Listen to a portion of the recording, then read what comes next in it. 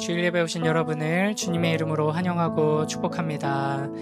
우리 시간 우리의 힘이 되시고 능력이 되시는 주님을 우리 힘차게 찬양하며 나아가도록 하겠습니다.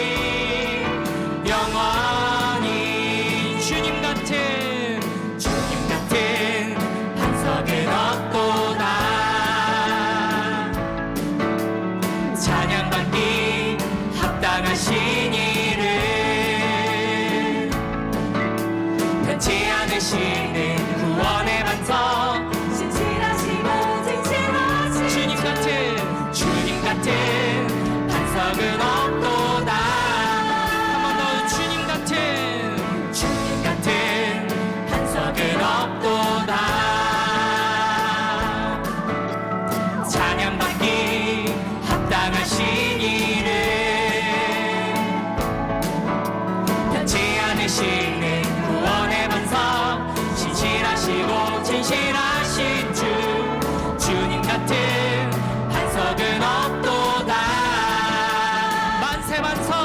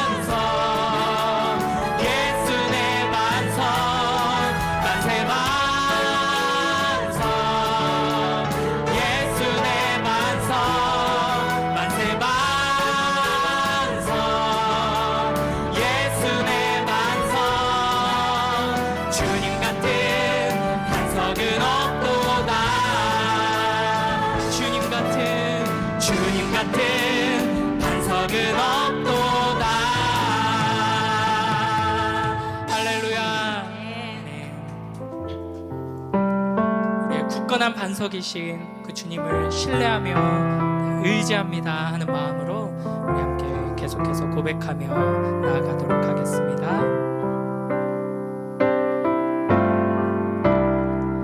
주님 나를 부르시니 두려움 없이 배서 나아가리라. 주님 나를 부르시니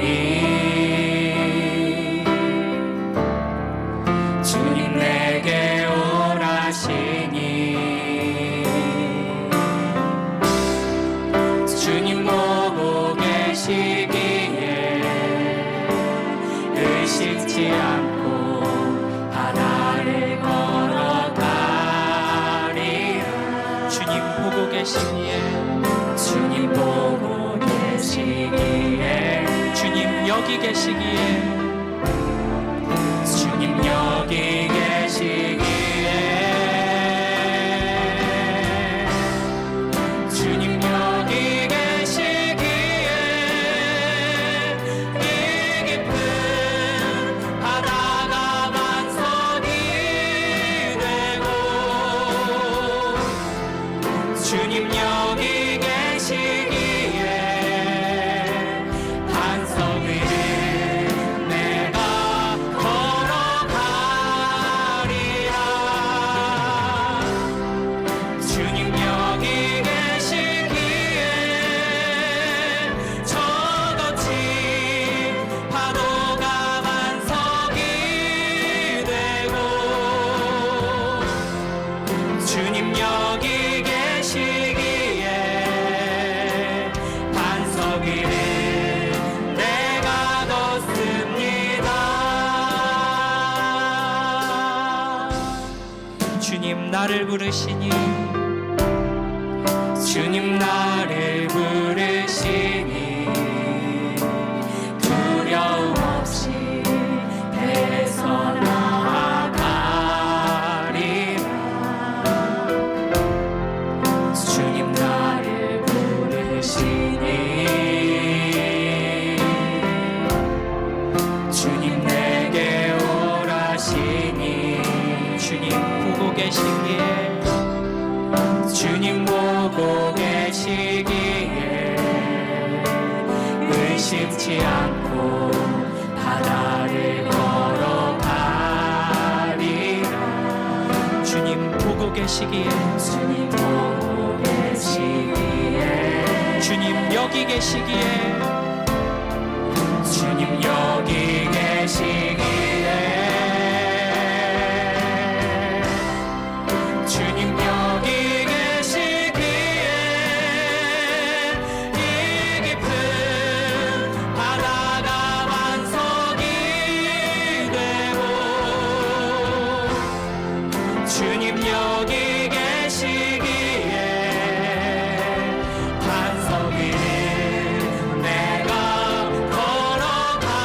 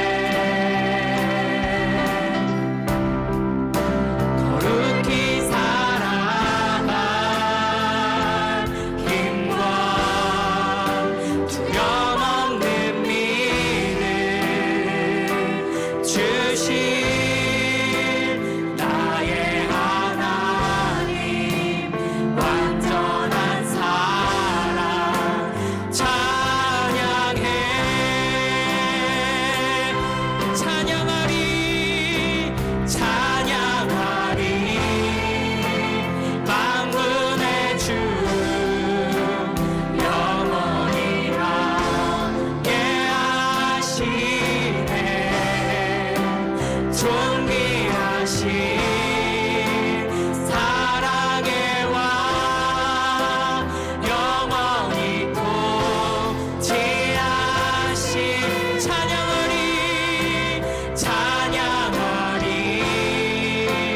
만군의 주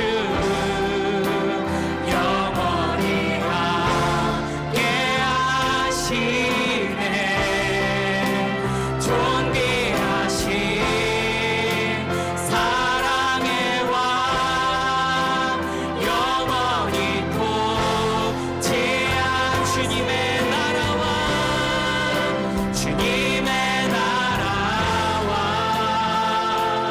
뜻이 나의 삶 속에 임하시며 주님 알기를 주만 보기를 소망해 거룩히 살아갈 힘과 거룩히 살아갈 힘과 두려움 없는 믿음 주신 나의 하나님 완전한 사랑 찬양해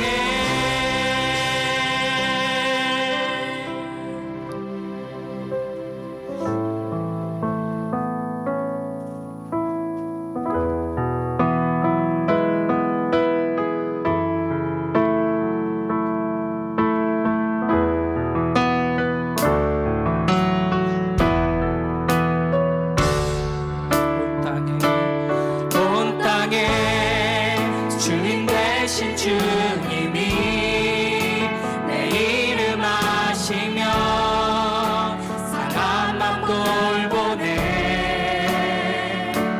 어둠을 밝히시는 새벽별 방황하는 내 맘 주의 길 비추시네 나로 인함이 아닌 주가 행하신 일로 오직 주로 인하여 오직 주로 인하여 나는 오늘 피었다 지는 이름 없는 꽃과 같네 바다에 있는 파도 안개와 같지만 주는 너를 부르시며 들으시며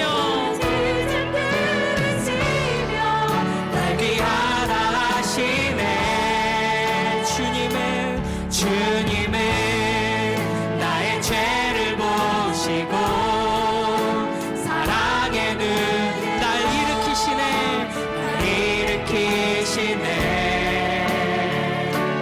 바다를 잠잠하게 하시듯 내 영혼의 폭풍 고요케 하시네 나로 인함이 아닌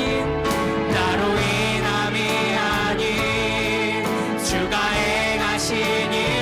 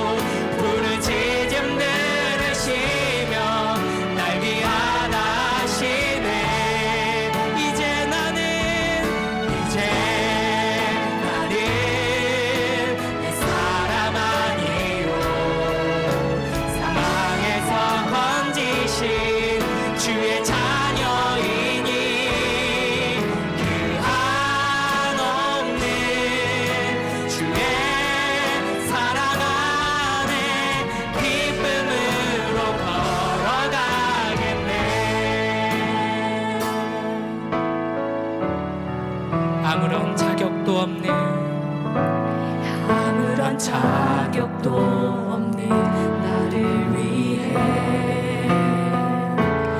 아무런 소망도 없는 나를 위해 사랑한다 사랑한다 사랑한다 말하시네.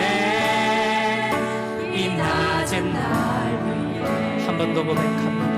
아무런 자격도 없는 아무런 자격도 없는 나를 위해 아무런 소망도 없는 아무런 소망도 없는 나를 위해 사랑한다 사랑한다 사랑한다 사랑한다 말하시네. 이 낮은 날 위해 이제 나는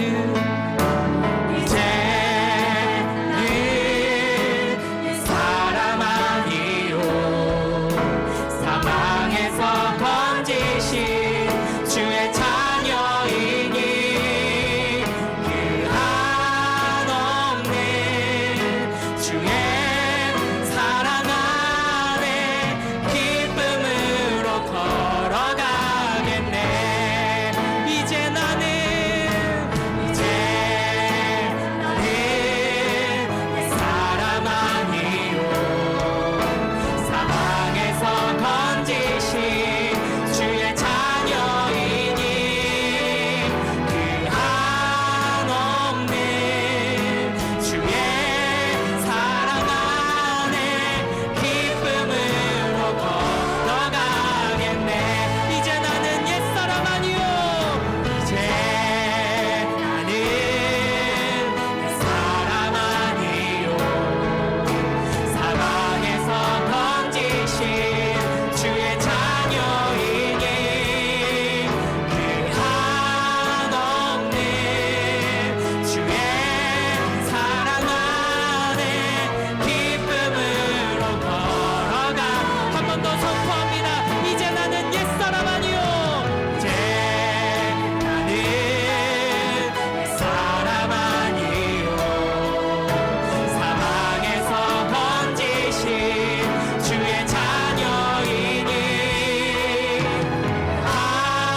한없는 주의 사랑 안에 기쁨으로 걸어가겠네. 이제 나는 옛사람 아니요 사망에서 건지신 주의 자녀이니 그 한없는 주의 사랑 안에 기쁨으로 걸어가겠네. 우리 시간 다 함께 일어나셔서 우리의 영원한 주인 되신 하나님을 찬양하겠습니다.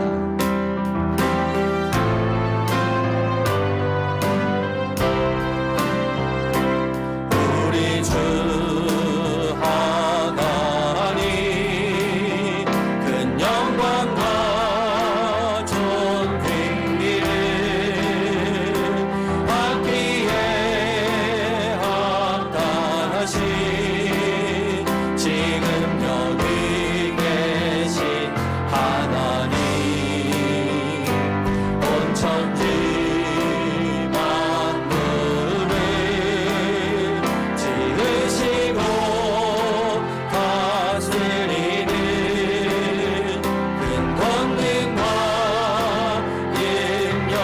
능력으로 주의 말씀이 이루시니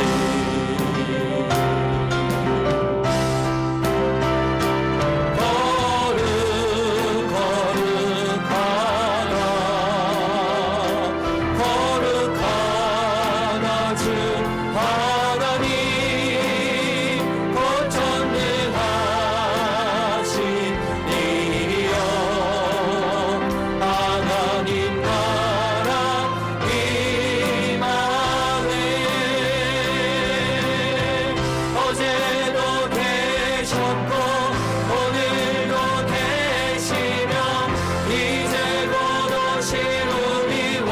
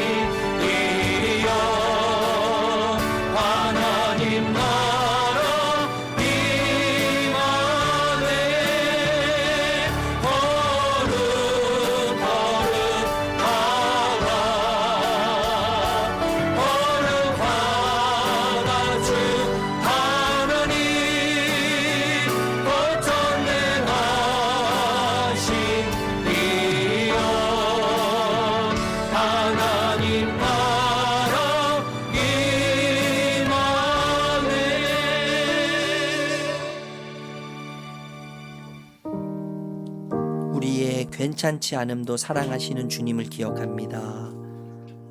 주님 안에만 영원한 만족과 부유함이 있습니다. 참된 자유가 있습니다. 세상의 마음을 빼앗겨서 찰나를 사랑하고 추구했던 부끄러운 모습을 주님 앞에 내려놓읍시다. 주님, 넓은 주님의 품에 우리를 다시 품어주시옵소서. 주님의 거룩으로 옷 입혀 주시옵소서. 우리를 새롭게 하여 주시옵소서. 이 시간 한 주간의 삶을 돌아보며 참회의 기도로 나아가겠습니다. 기도합니다.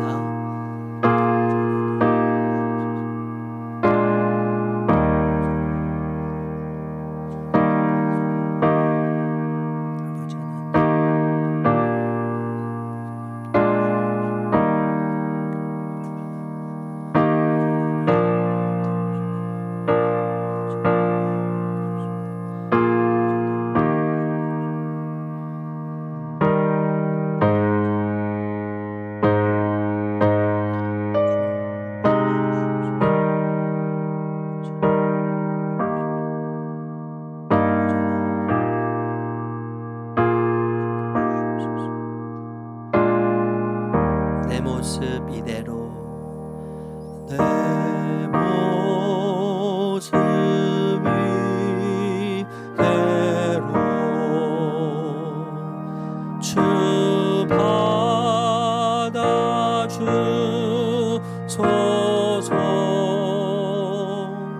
날 위해 돌아가신 주 날 받아주소서.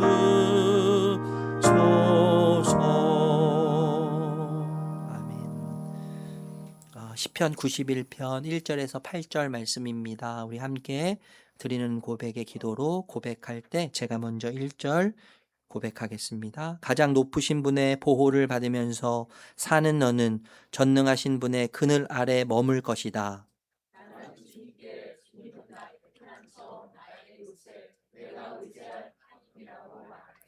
정령 주님은 너를 사냥꾼의 덫에서 빼내주시고 죽을 병에서 너를 건져주실 것이다.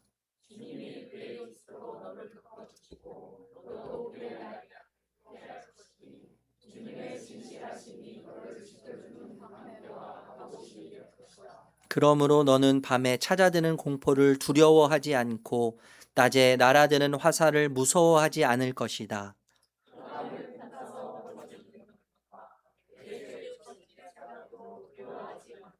내 왼쪽에서 1000명이 넘어지고 내 오른쪽에서 10,000명이 쓰러져도 내게는 재앙이 가까이 오지 못할 것이다. 오직 너는 너의 눈으로 자세히 볼 것이니 악인들이 보응을 받는 것을 보게 될 것이다. 아멘.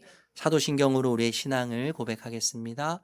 전능하사 천지를 만드신 하나님 아버지를 내가 믿사오며 그 외아들 우리 주 예수 그리스도를 믿사오니 이는 성령으로 잉태하사 동정녀 마리아에게 나시고 본디오 빌라도에게 고난을 받으사 십자가에 못 박혀 죽으시고 장사한 지 사흘 만에 죽은 자 가운데에서 다시 살아나시며 하늘에 오르사 전능하신 하나님 우편에 앉아 계시다가 저리로서 산자와 죽은 자를 심판하러 오시리라.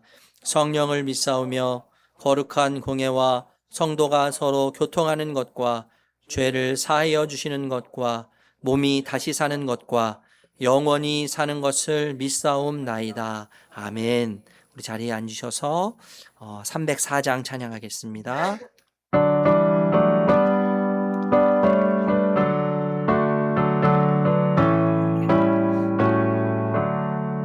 그 크신 하나님의 사랑 말로 다 영영 못하네.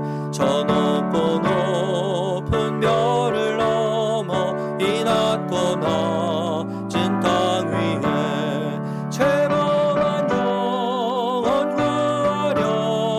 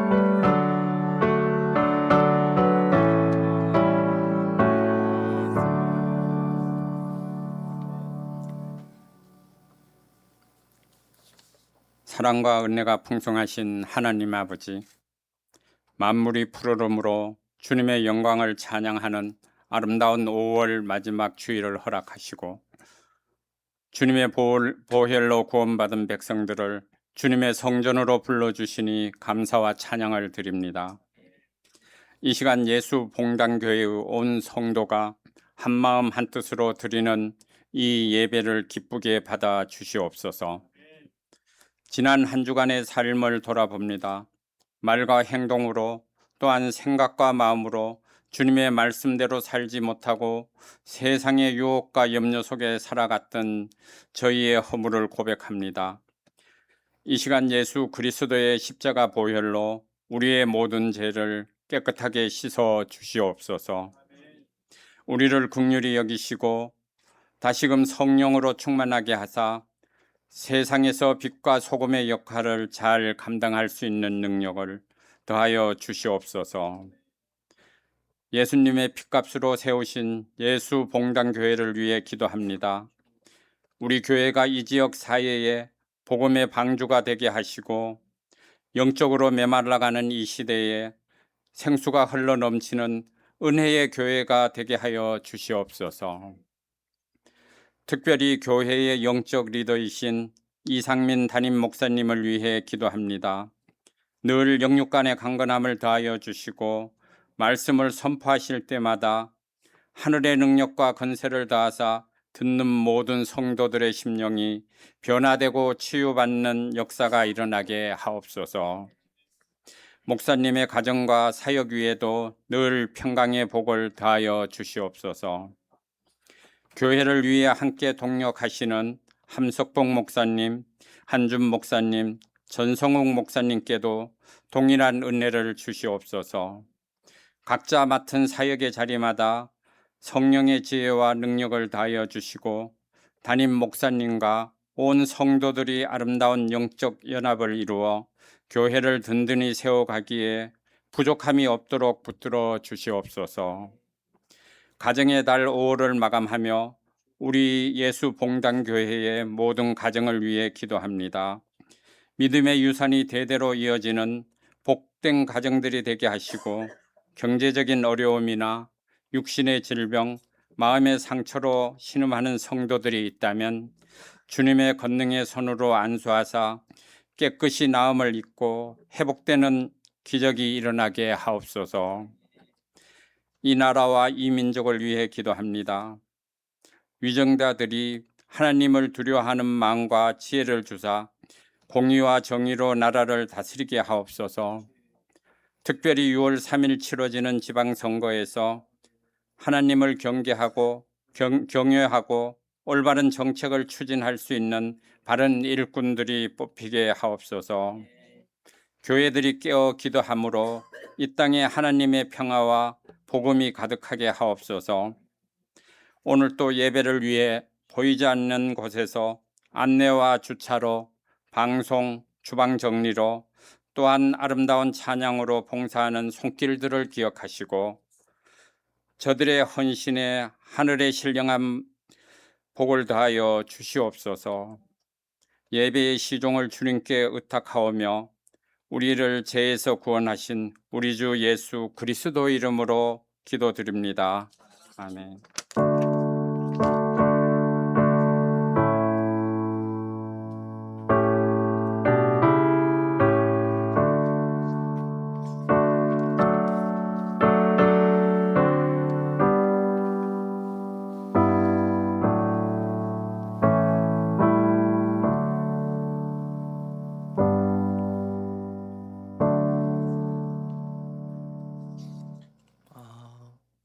헌금하기 원하시는 분은 우리 본당 입구에 있는 헌금함을 항상 이용하시면 되겠습니다.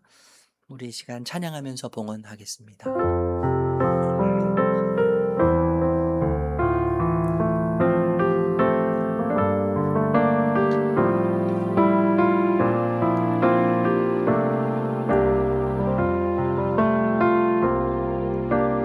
나의 모습 나의 소유 주님 앞에 모두 드립니다. 아픔 모든 기쁨 내 모든 눈물 받아주소서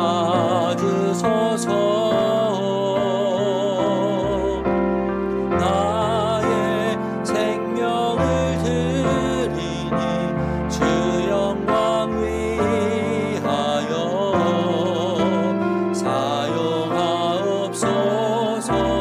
내가 사는 날 동안에 주를 찬양하며 기쁨의 샘을 되리 나를 받아주소서.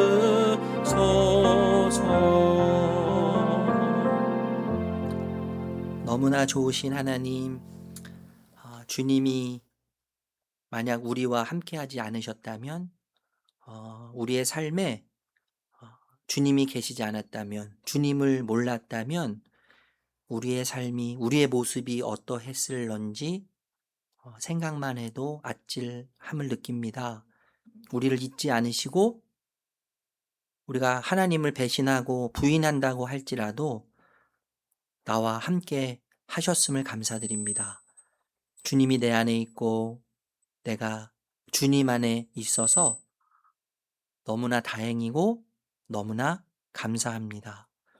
하나님, 내 뜻대로 되지 않는 현실 속에서 끝났다고 생각하지 않도록 도와주시옵소서. 길이 막혀 있는 것처럼 느낄 때 버려졌다고 하는 오해에 빠지지 않도록 은혜를 허락해 주시옵소서. 내 인생이 내 손에 있을 때보다 하나님 손에 있을 때 더 안전하다는 사실을 깊이 신뢰하는 우리 모두가 되도록 은혜 허락하여 주시옵소서. 그리하여 조급함 대신에 맡김을 선택하고 두려움 대신에 순종을 선택하며 내 계획 대신 하나님의 길을 선택할 줄 아는 믿음을 우리 모두에게 주시옵소서. 오늘 이 시간 주님의 생각과 주님의 마음으로 채워주시기를 원합니다. 우리의 일상에 주님을 가장 즐거워하는 또 가장 기뻐하는 은혜를 누리게 하여 주시옵소서. 주님께 감사드리며 예수님의 이름으로 축복하며 기도드립니다. 아멘. 감사합니다. 샬롬. 우리 1부 때는 우리 이효진 집사님, 권호영 집사님 거의 1년 반 만에 교회 출석한 것 같아요. 유방암 3기 이렇게 항암치료 받고 수술하고 이제 5월 중순에 방사선 치료 끝나고 사실 뭐 수술하신 분들은 아시겠지만 컨디션이 오락가락 하잖아요. 근데 어제 또 사실 컨디션이 많이 안 좋았는데 오늘 아침에 컨디션이 많이 좋아져서 1부 예배에 왔습니다. 2부 예배에 오고 싶었지만 또 이렇게 아직 그 면역력이 많이 떨어져 있기 때문에 오시자마자 그 하나님의 은혜를 너무 많이 이렇게 느끼시는지 막 계속 우시더라고요, 두 분이. 그리고 우리 성도님들 기도에 너무 감사함을 표현했고 어제 저랑 이렇게 연락 주고 받으면서 무리하지 말아라 제가 말씀드렸는데 오셔서 우리 로비에서 같이 우리 일부 오신 성도님들과 함께 뚱 이렇게 둘러서 서로 축복해주고 기도해주고 응원해주는 시간을 가졌습니다.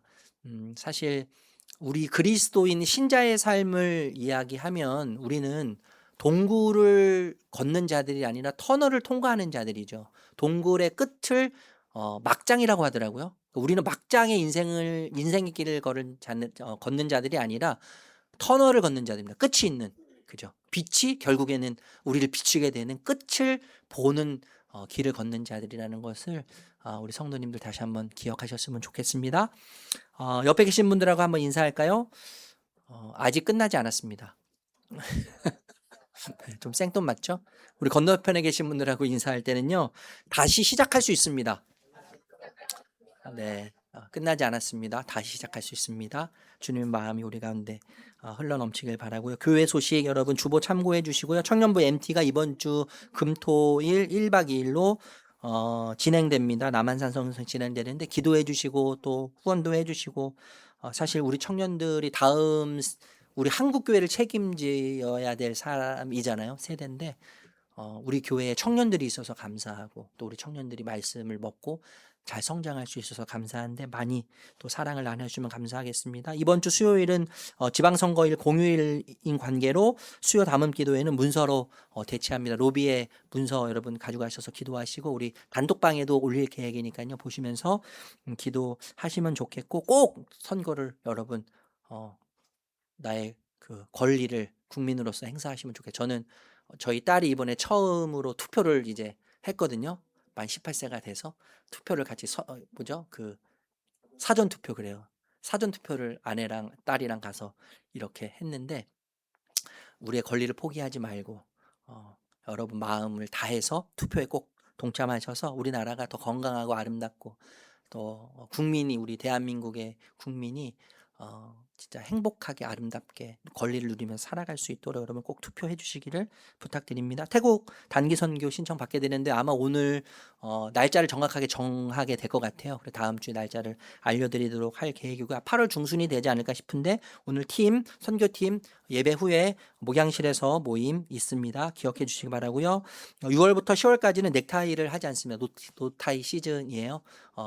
전기 절약 제가 굉장히 땀이 많은 사람인데 에너지 절약 차원에서 좀 우리가 노타이 시즌 한다는 거 기억하시고요. 찬양팀 모집합니다. 1, 2부 수요 담음 기도회 함께 섬기실 분 싱어, 악기, 음향, 방송 우리 전성호 목사님께 문의하시면 되겠습니다. 오늘 3시에는 찬양팀 모임이 교회에서 있습니다. 참여 부탁드립니다. 웬만하면 우리 주차장을 옆에 나대지 주차장을 이용하시는 게 참 좋을 것 같아요. 이 주차장 입구가 좁아가지고 많이 어려워들 하시는데 일단 우리 새가족이나 방문하시는 분들이나 영유아를 위해서 배려해 주시고 웬만하면 이 옆을 다 이용하시는 길만 건너면 되니까요. 보니까 1분 거리더라고요. 건너면 되니까 그렇게 이용해 주시고 주차장을 계속 알아보고 있습니다. 여러분 잘 우리가 또 준비되어서 오시는 분들 불편함이 없도록 준비되는 교회 될 수 있도록 마음 모아주시면 감사하겠습니다. 기쁜 소식인데요. 우리 임경섭 성도님, 박수현 집사님 등남했는데 제가 그저께 통화를 했는데 좀 오래 걸릴 줄 알았는데 힘 3번 줬는데 나왔다고 하더라고요. 그래서 너무 놀랬다고 자기 3번 줬는데 쑥 나와서 본인도 너무 놀랬는데 저희가 수요일마다 기도하고 또 계속 기도하고 있는 기도회의 힘을 다시 한번 느낀다고 너무 감사하다고 이야기해 주셔서 제가 더 감사했고요. 근데 지금 아마 냉방 뭐 이런 것 때문에 뭐 중이염도 오고 또 감기도 오고 뭐 이런 것 같아요. 우리 수현 집사님 잘 회복될 수 있도록 또 태아도 건강하게 잘 자라날 수 있도록 아기 첫 예배 때 이제 오면 우리가 함께 축복을 하겠는데 여러분 잘 회복돼서 돌아올 수 있도록 그 가정을 위해서 기도해 주시면 감사하겠습니다. 다른 내용은 주보를 참고하시면 됩니다. 함께 나눌 말씀이에요. 사도행전 4장 13절에서 22절인데 우리 13절, 14절 말씀만 읽겠습니다. 세 번역으로 우리 읽도록 할게요. 같이 읽을까요? 시작. 그들은 베드로와 요한이 본래 배운 것이 없는 보잘것없는 사람인 줄 알았는데 이렇게 담대하게 말하는 것을 보고 놀랐다. 그리고 그들은 그 두 사람이 예수와 함께 다녔다는 사실을 알았지만 병 고침을 받은 사람이 그들 곁에 서 있는 것을 보고는 아무 트집도 잡을 수 없었다. 아멘.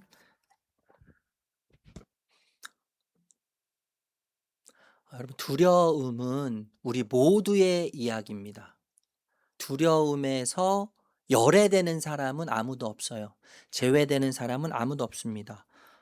그런데 여러분 두려움은요 힘이 없고 연약한 사람에게만 찾아오는 것은 결코 아니에요. 오히려 잃을 것이 많은 사람들 그리고 상대적으로 힘이 많은 사람들에게 더 깊이 찾아오는 것이 두려움인 것 같습니다. 오늘 무엇이 사람을 두렵게 하는가 그리고 무엇이 사람을 담대하게 하는가에 대해서 함께 생각해 보려고 합니다. 우리 13절, 14절 좀 전에 읽었기 때문에 다시는 또 읽지는 않겠습니다. 아실 거예요. 두 사도 베드로와 요한이 지금 이스라엘의 최고 권력기관 앞에 서 있어요. 최고 권력기관 앞에 서 있는데 여러분 이 두 사람은요 지식도 없습니다. 그죠? 지위도 없어요. 백그라운드도 없어요. 그냥 갈릴리 촌 출신 그런 사람이 아주 평범한 사람이에요. 그 두 사람이 이스라엘이라고 하는 최고 권력기관 앞에 서 있습니다. 여러분 위축되는 것은 당연한 것 아니겠어요? 눈치를 보면서 그 권위 앞에, 그 화려함 앞에, 그 막강한 세력 앞에 무려 71명이나 되는 공의회원들 앞에 있는 그 초라한 두 사람은 위협당할 수밖에 없는 것이죠. 위축될 수밖에 없는 것입니다. 당연한 거예요. 그런데 여러분 앞으로 이제 우리가 함께 살펴보겠지만 상황은 정반대라는 것이죠. 상황이 지금 뒤바뀌어 있습니다. 베드로와 요한에게서요 엄청난 대단함이 그 담대함이 뿜어져 나와요. 지금 이 두 사람은 율법 학교 근처에 가본 적도 없어요. 교육을 제대로 받아본 적도 없습니다. 그런데 베드로의 입에서 쏟아지는 답변과 그리고 그의 말은 거침이 없어요. 거침이 없을 뿐만 아니라 그가 말하는 논리는 너무나 날카롭습니다. 예.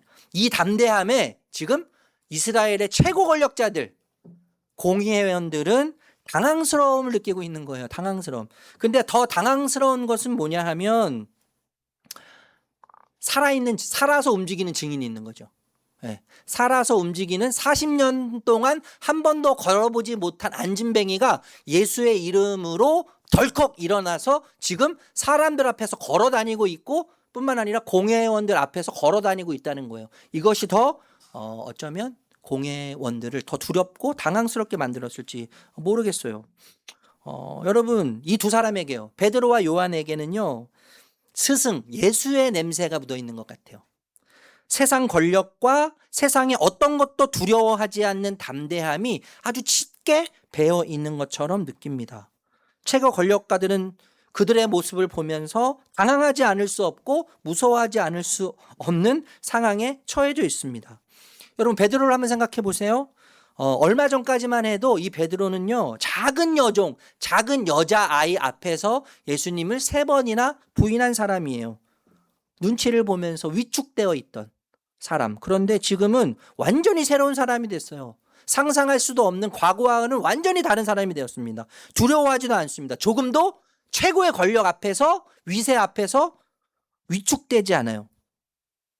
여러분 도대체 갈릴리 촌구석, 율법 학교 근처도 가본 적이 없는 제대로 된 교육을 한 번도 받아보지 못했던 이들이 이처럼 당당했던 이유는 무엇일까요?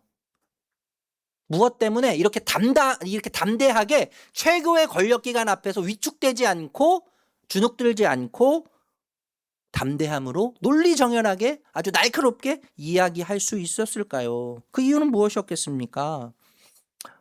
우리는 종종 담대함, 대범함 이런 것을 세상의 방식으로 이해하면서 오해할 때가 굉장히 많습니다. 여러분 담대함 하면 어떤 생각이 떠오르세요? 타고난 성격으로 이해할 때가 있어요. 때로는 목소리 큰 사람 있죠. 저는 목소리가 상대적으로 크지는 않는데 목소리 큰 사람이 목소리를 크게 쳐가지고 기선제압을 하는 것을 보면서 야 담대하다 이렇게 느낄 때도 있습니다. 때로는 무대뽀 정신이죠. 무대뽀 정신. 앞뒤 가리지 않는 무대뽀 정신. 어떤 것도 고려하지 않고 그냥 겁 없이 들이대는 거예요. 이런 무대뽀 정신을 담대함이라고 생각하는 경향도 있습니다. 그런데 성경이 말하는 담대함은 약간 다르다는 것을 우리가 생각할 필요가 있습니다. 성경이 말하는 담대함은 여러분 두려움이 전혀 없는 상태가 아니에요. 이게 너무나 중요한 거예요. 두려움이 아예 없는 0.001%도 두려움이 없는 상태를 담대함이라고 성경은 이야기하지 않는다는 것이죠. 두려움은 여전히 있습니다. 불안이라는 녀석도 여전히 존재해요. 여전히 살아 숨쉬고 있어요, 내 안에. 그래서 사람들의 시선이나 현실적 위협이나 실패나 손해의 불안이 내 마음을 여전히 흔들어요. 여전히 그것들에게 영향받고 있어요. 그런데 중요한 것은 뭐냐면 그 두려움에게 삶의 주도권을 넘겨주지는 않는 거죠. 그 두려움에게 내 삶의 주도권을 넘겨주지는 않는 거예요. 왜요? 왜 안 넘겨줄 수 있습니까? 왜냐하면 예수님이 두려움보다 더 크다고 하는 확신이 있기 때문이죠. 예수님이 내가 두려워하는 그 어떤 것보다 훨씬 크시다고 하는 확신이 있기 때문에 두려움에게 주도권을 넘겨주지 않는 거예요. 여전히 두려움이 있지만 여전히 내 안에 불안이 있지만 두려움에게 주도권을 넘겨주지 않는 것입니다. 이 확신, 두려움보다 더 크신 예수님에 대한 확신인 거죠. 여러분 이 확신은요. 우리를 위축시키는 수많은 세상의 헛된 두려움, 가면을 쓰고 있는 헛된 두려움을 깨트립니다. 다시 한번 말씀드릴게요. 이 확신, 어떤 두려움보다 크신 예수님에 대한 확신은 우리를 위축시키는 세상의 수많은 헛된 두려움, 가짜 두려움이죠. 가짜 두려움. 가짜 두려움을 깨트리고 그 가짜 두려움에 갇히지 않게 하는 거예요. 갇히지 않게 하는 힘이 이 확신 가운데 있는 것입니다. 그래서 사람의 시선이나 현실적 위협이나 실패나 손해의 불안 앞에서도 그 두려움의 마음을 빼앗기지 않을 수 있는 것이죠. 여러분, 정리해서 다시 말씀드린다면 담대함이라는 것은요, 두려움이 사라진 상태가 아니에요. 불안이 사라진 상태도 아닙니다. 두려움이 여전히 존재하지만, 불안이 여전히 존재하지만 두려움 속에서, 불안 속에서 예수님이 더 크시다는 확신으로 헛된 두려움에 갇히지 않는 힘이 담대함인 거죠. 네. 지금 베드로와 요한이 이 담대함을 소유하지 않았겠어요? 여러분, 입장이 바뀌어 있어요. 지금 입장이 완전히 바뀌어요. 상황이 역전됐습니다. 권력자들은 당황해하고 있고 두려워하고 있어요. 그래서 고민에 빠져 있습니다. 두 사도를 밖으로 내보내서 고민하면서 의논하기 시작하죠. 15절에서 17절 읽어볼게요. 15절 17절 시작. 그래서 그들은 그 두 사람에게 명령하여 의회에서 나가게 한 뒤에 서로 의논하면서 말하였다. 이 사람들을 어떻게 하면 좋겠습니까? 그들로 말미암아 기적이 일어났다는 사실은 예루살렘에 사는 모든 사람이 다 알고 있고 우리도 이것을 부인할 수 없습니다. 다만 이 사람들을 어떻게 하면 좋겠습니까? 앞으로는 이 이름으로 아무에게도 말하지 말라고 그들에게 엄중히 경고합시다. 40년 동안 걷지 못했던 사람이 일어나서 뛰어다니고 걷고 다니고 춤추고 있는 것을 이 사건은 온 예루살렘이 아는 팩트입니다. 그죠? 사실이에요. 누구도 부인할 수 없어요. 여러분, 팩트, 사실 앞에서는요, 무릎을 꿇는 게 정상이에요. 인정하는 것이 맞는 거예요. 정상이에요. 그런데 공의회원들, 이스라엘의 최고 권력가들은 지금 그 팩트 앞에, 진실 앞에 무릎을 꿇는 대신에 그 진실을 향해서 윽박지르고 있습니다. 즉 부인하고 부정하고 있어요. 여러분, 진리 앞에서, 사실 앞에서요, 인간의 반응은 항상 두 가지로 나타나요. 두 가지로 나타나는데, 진리 앞에서 진리에게 항복하느냐, 아니면 진리 앞에서 진리를 억압하느냐. 억압과 항복으로 항상 나타나게 되어 있어요. 그런데 여러분, 이 진리에 대해서 진리를 억압할 때, 억압하는 이면, 또 다른 면에는요, 지독한 두려움이 숨어 있다는 겁니다. 이게 중요한 거예요. 우리가 진리를 직면할 때 우리 인간은 반응해서 그 진리에 항복하고 두 손 들고 그것을 받아들이거나 아니면 억압하는 거예요. 부인하고 부정하는 거예요. 부인하고 부정하고 억압하는 경우는 이면에 다른 무언가가 있다는 거예요. 지독한 두려움이 숨어 있다는 것입니다. 이 두려움이 하나처럼 보일 수 있지만 엄밀히 따지고 보면 여러 겹으로 두려움이 쌓여 있다는 것을 발견하게 됩니다. 여러분, 이스라엘의 권위자들, 특권층, 최고의 권위자들을 생각할 때 이들이 두려워했던 것들이 이런 것들이지 않았을까라는 생각을 하게 됩니다. 기득권을 잃을까 봐 두려워하지 않았을까요? 기득권?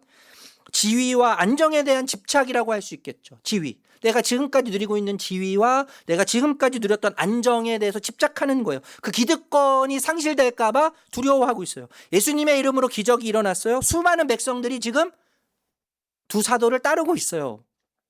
자신들이 지금 만들어 온 성전의 시스템을 통해서 누려왔던 여러 가지 유익들이 있지 않습니까?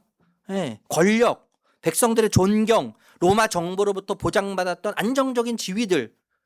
근데 지금 백성들이 자신들을 따르지 않고 두 사도를 따름으로써 자신들이 쌓아왔던 시스템이 지금 붕괴 위험에 놓여 있는 거예요. 그것을 두려워하고 있는 것이죠.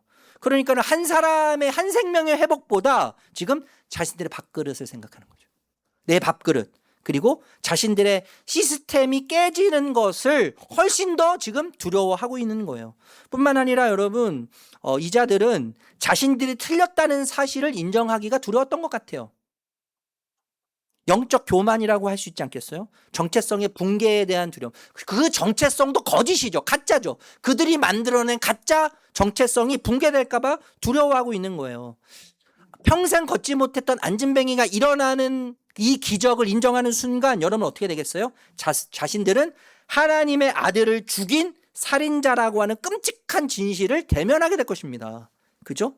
여러분 이 자들은요 평생 하나님을 사랑한다고 소리쳤고 하나님을 위해서 산다고 헌신한 사람들이에요. 평생 율법의 수호자라고 하는 자부심을 갖고 살았어요. 그런데 기적을 받아들이면 예수님의 이름으로 안진뱅이가 일어났다고 하는 기적을 받아들인다면 그들의 종교적 정체성, 세계관이 완전히 틀렸다는 사실을 인정하는 꼴이 되는 거예요. 그러니까 여러분 그들은 그것을 인정하는 것이 죽기보다 싫은 거 아니겠습니까? 죽기보다 싫은 거예요. 뼈아픈 수치예요.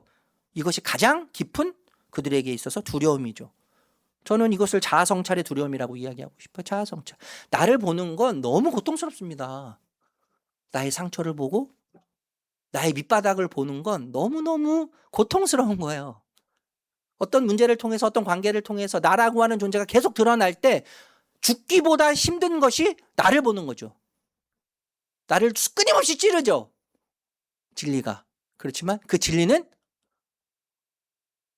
살아있는 검이고 살아있는 하나님의 수술대이기 때문에 처음엔 아파요. 고통스러워요. 그렇지만 하나님이 처음엔 아프시게 하다가 어떻게 하세요? 치료하고 회복시키시고 그리고 나중에 살리시는 하나님의 놀라운 생명의 역사를 일으키는 것 아니겠습니까?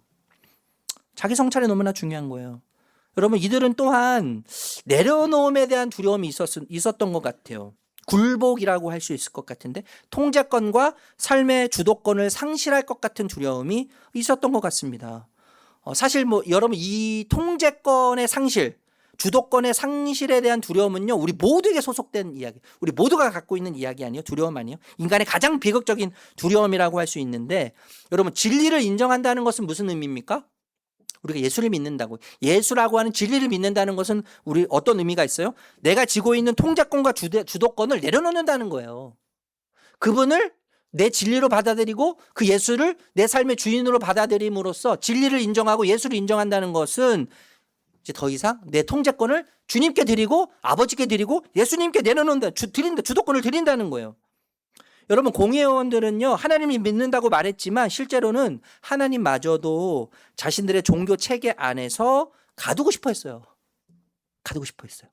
예수는 부활하면 안 됐어요. 예수에게 능력이 있으면 안 됐어요. 예수는 그냥 하나님의 이런 신을 모독한 사람이어야만 했어요. 가두는 거죠. 자신들의 체계 안에 가두는 거죠. 시스템 안에 가두는 것이죠. 뭐를 위해서요? 자신의 주도권을 위해서, 자신의 통제권을 위해서, 상실하지 않기 위해서.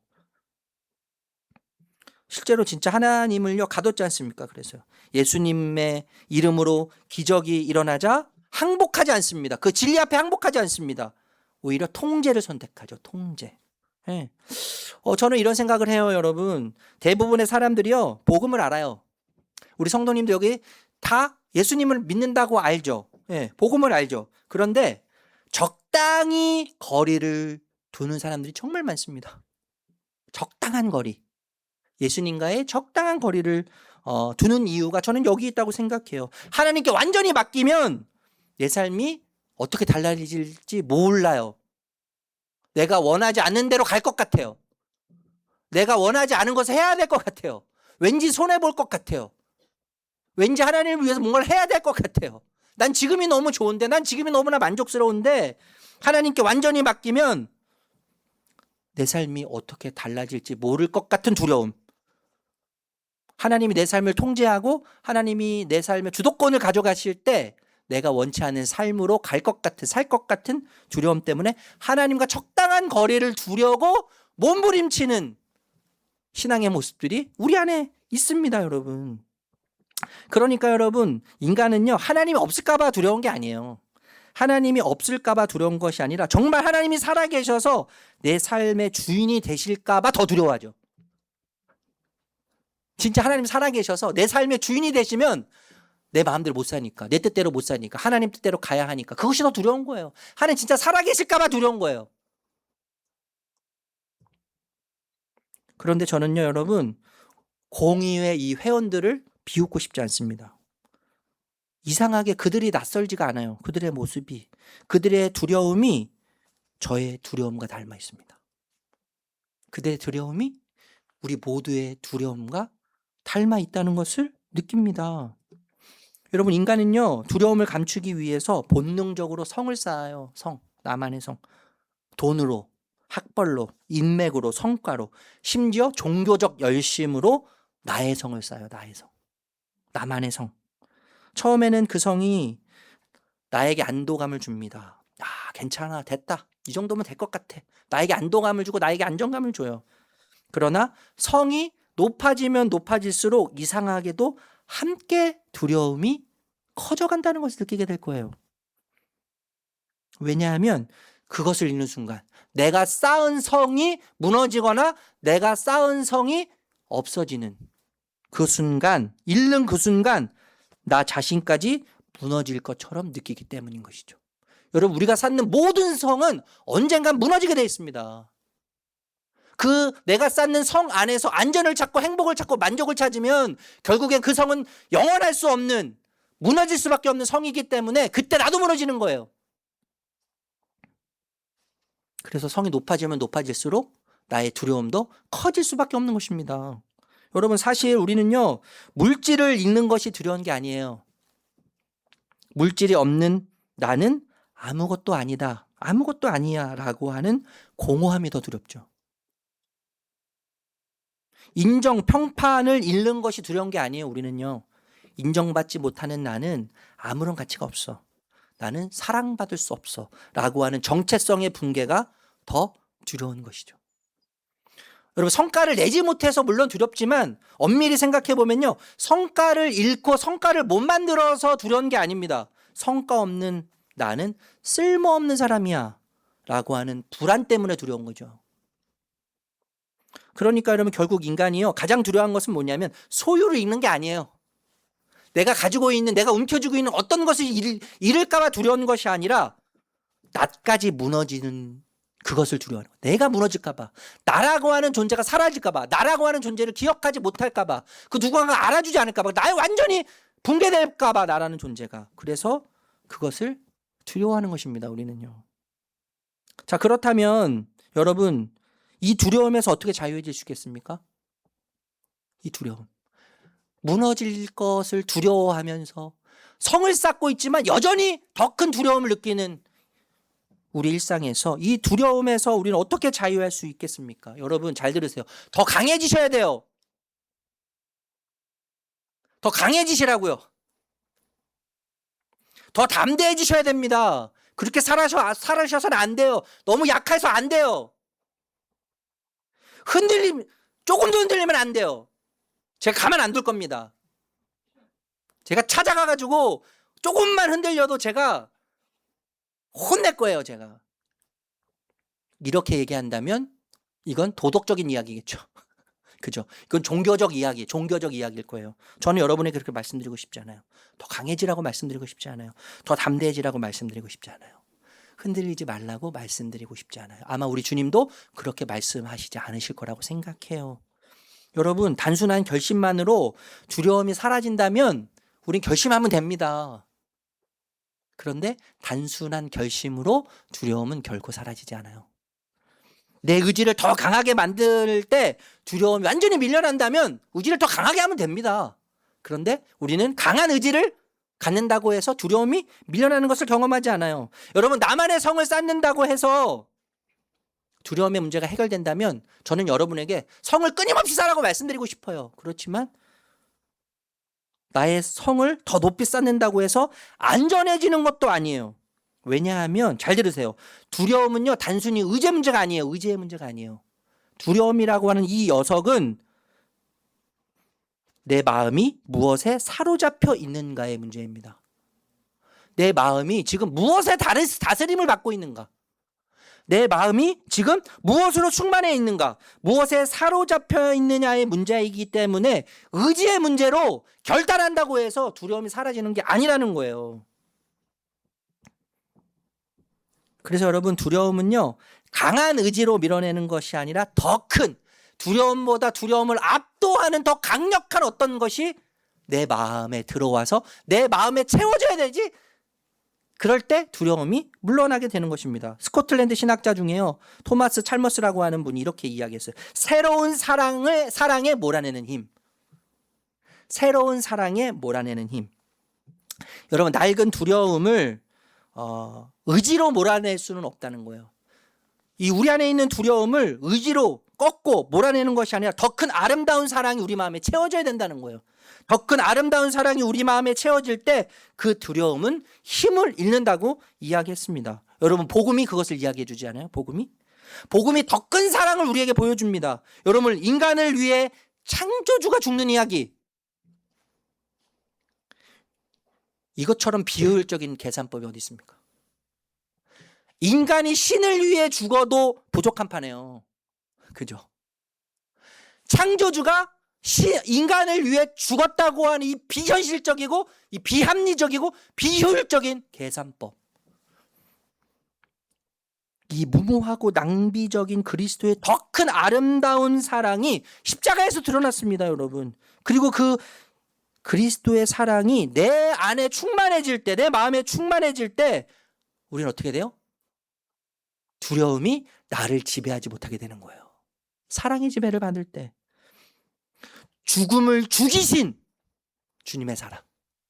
여러분, 죽음은요, 이 두려움은요, 죽음의 다류들이죠. 그죠? 이 두려움은 죽음이 생산해내는 아류들이에요. 죽음의 위협으로 두려움을 우리에게 끊임없이 주지 않습니까? 죽음의 위협이 움직임으로 나타나는 게 두려움인데, 예수님은 십자가에서 죽음을 죽이셨잖아요. 아멘? 죽음을 죽이셨어요. 죽음을 죽이시는 사랑으로 그 사랑을 내 안에 불어넣으셔서 죽음의 위협으로 움직이는 두려움이 힘을 잃게 되는 것입니다. 결국 그리스도의 그 충만한 사랑이 내 안에 들어올 때, 여러분, 우리가 나가라 그러지 않아도요, 두려움은 물러가게 되어 있는 거예요.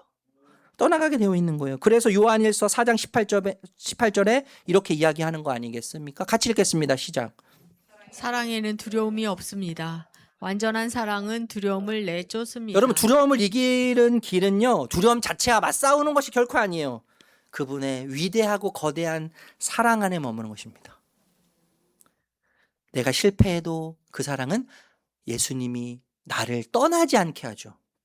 내가 무너져도 나를 다시 찾아오시는 사랑으로 충만한 그분, 죽음도 끊을 수 없는 그 사랑 앞에 설 때, 그 위대한 사랑 앞에 설 때, 그 위대한 사랑 앞에 잠식되고 그 위대한 사랑 앞에 잠길 때, 여러분, 두려움은요, 설 자리를 잃게 되는 것입니다. 그래서 여러분, 담대함은요, 억지로 만들어내는 용기가 아니에요. 더 큰 사랑에 사로잡힌 사람에게서 흘러나오는 자유예요, 담대함은. 자, 여러분, 다시 재판장으로 가겠습니다. 18절에서 21절 말씀 읽을게요. 18절에서 22절 읽겠습니다. 시작. 그런 다음에 그들은 그 두 사람을 불러서 절대로 예수의 이름으로 말하지도 말고 가르치지도 말라고 명령하였다. 그때 베드로와 요한은 대답하였다. 하나님의 말씀을 듣는 것보다 당신들의 말을 듣는 것이 하나님 보시기에 옳은 일인가를 판단해 보십시오. 우리는 보고 들은 것을 말하지 않을 수 없습니다. 백성이 모두 그 일어난 일로 하나님께 영광을 돌리고 있으므로 그들은 사도들을 처벌할 방도가 없어서 다시 위협만 하고서 놓아 보냈다. 22절도요. 22절 읽었나요? 22절 읽을게요. 시작. 이 기적으로 병이 나은 이는 40살이 넘은 사람이다. 하나님이 일하시는 방식은 너무 참 재밌어요. 그죠? 독특하고 하나님이 참 짓궂으신 것 같을 때가 많은데, 두려워해야 할 자들이 두려워하지 않고 오히려 담대합니다. 그리고 담대해야 될 자들이 담대하지 않고 오히려 두려워하고 있어요. 여러분, 공회원들보다 지금 베드로와 요한이 더 자유로워 보여요.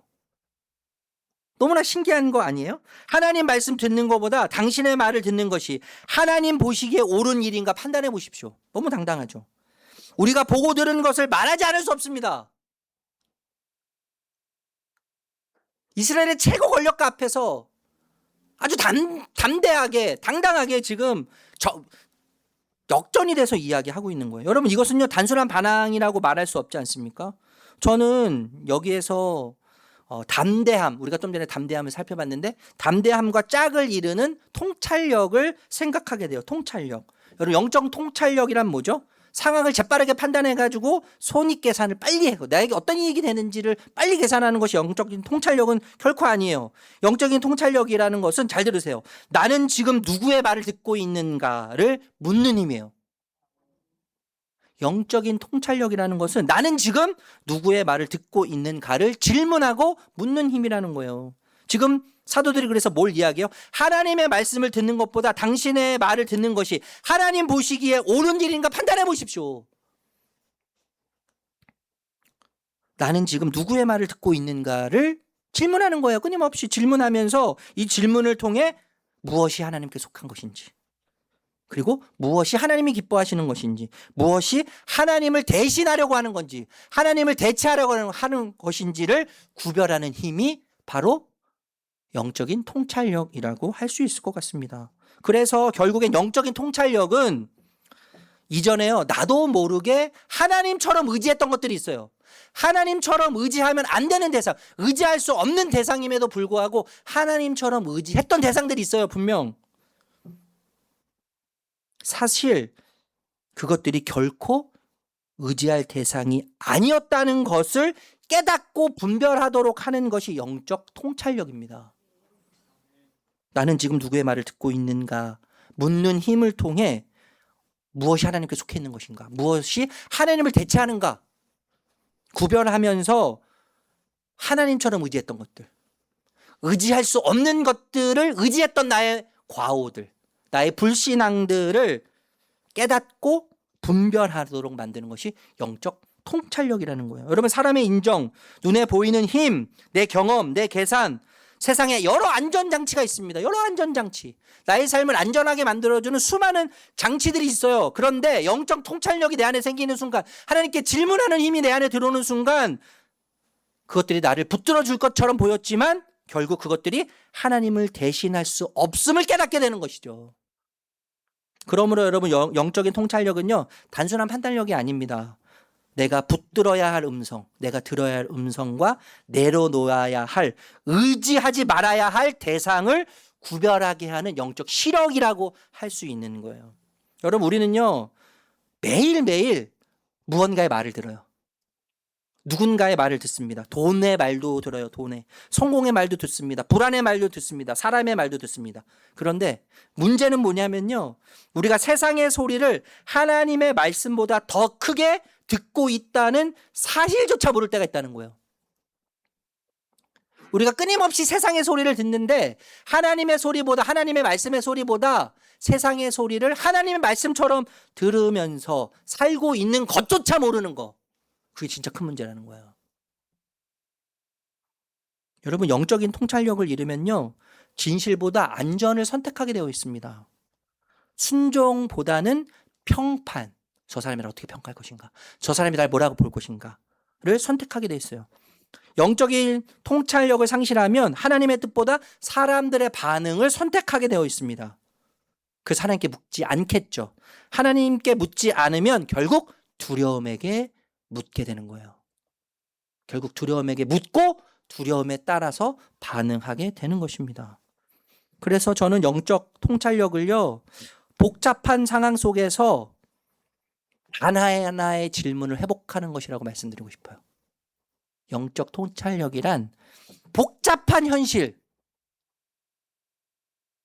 엉켜있는 실타래와 같은 현실 속에서, 어떻게 해결할 수 없을 것 같은 현실 속에서 단 하나의 질문을 회복하는 거예요. 그 질문은 뭐예요? 하나님 앞에서 옳은가? 사도들이 얘기했죠. 하나님 보시기에 옳은 일인가 너희가 판단해보라. 이것이 하나님 앞에서 옳은가? 내 손익보다, 내 감정보다, 사람들의 시선보다 먼저 이 질문을 묻는 사람이 영적 통찰력을 가진 사람입니다. 하나님 앞에서 옳은가? 말씀을 마치려고 해요. 여러분, 담대함과 영적인 통찰력은요, 항상 함께 가요. 친구와 같습니다. 영적 통찰력이 없는 담대함은 무모함이 되는 거예요. 영적 통찰력이 없는 담대함은 무모함이 됩니다. 반대로 담대함이 없는 영적 통찰력은 계산만 남아요. 항상 계산만 남아요. 여러분 영적 통찰력은요. 무엇이 옳은지를 보게 하고 담대함은 그 옳은 길을 걸어가게 합니다. 이 이야기만 하고 마칠게요. 여러분 세계적인 천재 바이올리니스트 정경화 씨 아시죠? 정경화. 네? 정경화 씨. 이 천재거든요. 천재. 뭐 악기 뭐 딱 맡기면은 연주하는 거 제가 뭐 직접 가보지는 너무나 비싸서 가보지는 못했지만 유튜브로 이렇게 들을 때가 있어요. 첼로도 듣고 바이올린 듣는데 이 세계적인 거장 천재가 얼마 전에 연주회를 열었습니다. 음악회를 열었는데 이 세계적인 거장이 천재가 딱 첫 연주를 들어가는데 삑사리가 난 거예요. 우리말로 삑사리. 이 천재가 삑사리를 낸 거예요. 여러분 이 천재가 얼마나 당황스럽겠어요. 천재인데 세계적인 천재 거장인데 처음 소리에 삑딱 이상한 소리를 내니까 반주자도 당황스럽고 이 정경화 이 사람도 당황스러운 거죠. 그때 관중석에서 관객이요 박수로 막 치기 시작하는 거예요. 박수를 막 쳐요. 이 정경화 씨가 막 당황스러워하고 막 이렇게 돌아다녀요. 너무 당황스러워가지고 막 이렇게 돌아다니다가 이제 연주를 다시 하려고 이렇게 이 상황을 수습하면서 얼마나 여러분 이 현실이 두려웠겠습니까? 그죠? 실수, 어울리지 않는 실수를 이 천재적인 거장이 했는데 얼마나 이 두렵고 낯설고 어색하고 떨리고 긴장이 됐겠어요. 그런데 그 박수가 맞춰지는 그 순간에 관객에서 한 사람이 큰 소리로 말을 하는 거예요. 그 말이 뭐냐면 사랑해요. 정영아 씨를 향해서 그 실수한 그 거장인 정영아 씨를 향해서 사랑해요 이렇게 얘기하는 거예요. 그때 관객이 더 큰 박수를 막 칩니다. 그러면서 막 소리를 막 환호성을 막 쳐요. 와 화이팅 하면서 막 박수를 너무 크게 치는 거예요. 그때 정영아 씨는 제가 볼 때는 안도감을 느꼈던 것 같아요. 그 사랑해요라는 그 말. 그 세계적인 거장이 말도 안 되는 실수를 했을 때 사랑해요. 사랑해요. 관객이 막 더 큰 박수를 막 치면서 막 환호성을 하면서 그때 힘을 다시 얻어서 무대의 공기가 완전히 바뀌는 것을 느끼면서 이 정경화 씨는 사랑을 힘입어 다시 마음을 가다듬고 연주를 하고 연주를 아름답게 마칠 수 있었습니다. 여러분 우리는요 인생이라고 하는 무대에서 얼마나 많이 자주 틀리는지 몰라요. 얼마나 많은 실수를 하는지 모릅니다. 저도 담임 목사 2년 반 이제 2년 반 개척하고 2년 반 됐는데 매일 새로워요. 매일 새로워. 이 목회가 매일 새로워요. 늘 새로워요. 매일 처음 가보는 길이니까 실수할 때가 너무나 많아요. 실패하고 이거 어떻게 해야 되지? 이거 어떻게 해야 되지? 하나님께 묻기도 하고 우리 집사님들께 묻기도 하고 처음 가보는 길이기 때문에요. 너무나 자주 틀려요. 담임 목사로 얼마나 많이 틀리고 얼마나 많은 실수를 하는지 몰라요. 믿음의 박자를 놓칠 때도 많고요. 순종의 음정을 잃을 때도 많고 두려움 앞에서 멈춰설 때도 있습니다. 제가 두려움이 많아서 두려움 앞에서 멈춰설 때도 있어요. 그러나 그때마다 주님의 사랑이 두려움을 몰아내는 것을 경험해요. 주님의 더 큰 두려움보다 훨씬 큰 두려움을 압도하는 그 주님의 사랑이 내 마음속에 깊이 들어와 그 두려움을 압도하고 몰아내는 것을 경험합니다. 그래서 더욱 담대하게 변하는 새로운 공기를 느끼게 됩니다. 여러분 그 사랑이 세상의 소음에서 하나님의 음성을 분별하게 만들 것입니다. 오늘도 주님 우리에게 말씀하고 계세요. 주님의 사랑의 음성을 듣고 헛된 두려움에 묶이지 않는 담대함으로 하나님 앞에서 옳은 길을 선택할 줄 아는 영적 통찰력으로 다시 믿음의 연주를 주님과 함께 시작할 수 있는 이번 한 주간을 살아내시는 우리 모든 성도님들이 되시기를 아름다운 주님의 이름으로 축복합니다. 축복합니다. 우리 이 시간에 복음 고백 같이 고백하겠습니다.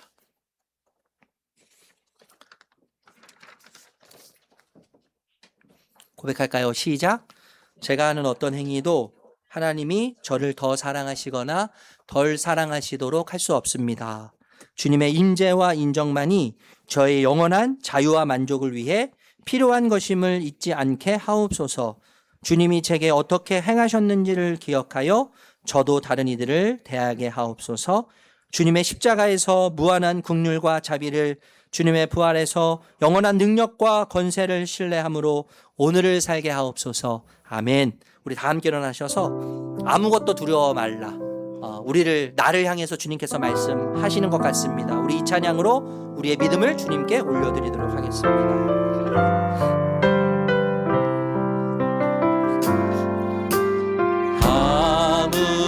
아무것도 두려워 말라. 주 나의 하나님이 지켜주시네.